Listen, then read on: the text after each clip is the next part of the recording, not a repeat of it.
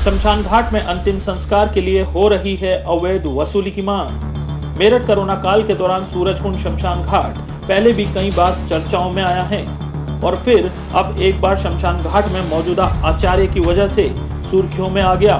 शमशान घाट में अंतिम संस्कार करने के नाम पर आचार्य अवैध वसूली पीड़ितों से मांग कर रहे हैं और अंतिम संस्कार में लगने वाली सामग्री को भी 2 गुने रेटों में बेच रहे हैं, जिसकी शिकायत दुष्यंत रोहाटा समाज सेवी ने बुधवार को जिलाधिकारी से की। आपको बता दें, विश्व एन्क्लेव निवासी महिला की किसी कारण मृत्यु हो गई थी। इसके बाद उनके परिजन महिला का अंतिम संस्कार करने के लिए सूरजकुंड शमशान घाट में पहुंचे, जहां शमशान घाट के आचार्य ने अंतिम क्रिया कराने के लिए सीधे तौर पर 15,000 की मांग की। जैसे तैसे कर आचार्य को 12,000 देकर अंतिम संस्कार कराने के लिए तैयार किया गया और अंतिम संस्कार की सामग्री को भी 2 गुना रेटों में दिया गया, जिसको लेकर आज दुष्यंत रोहाटा समाज सेवी डीएम कार्यालय पहुंचे और डीएम को ज्ञापन सौंपते हुए शमशान घाटों की जांच कराने की मांग की। वेलफेयर सोसाइटी का अध्यक्ष हूँ दुष्यंत रोहटा। ये व्यापार संघ के अध्यक्ष सुशील कुमार मेरे साथ हैं और ये सभी साथी हम रोहटा रोड से आए हैं। ये मामला है सूरजकुंड जो अंत्येष्टि स्थल है, जहाँ आदमी की अंतिम यात्रा जाती है।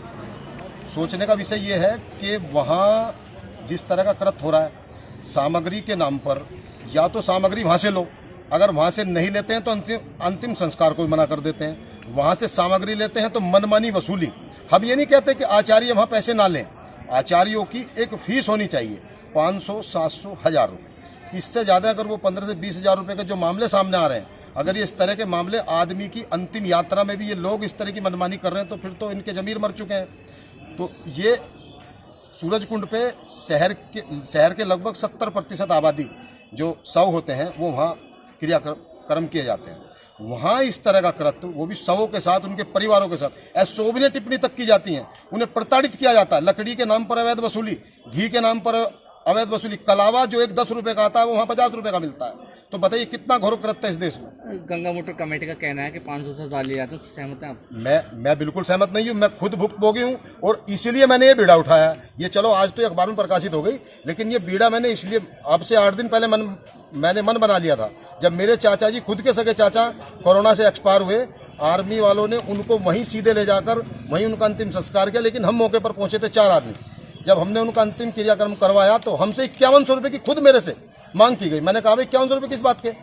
तो मैंने उनको 500 रुपये दिए थे। वो 500 रुपये में ऐसे करने लगे जैसे मतलब ये इनके बाप की जागीर हो। 5100 रुपये या 10,000 रुपये नहीं दे रहे हैं तो ये यहाँ 100 को क्यों ले आए?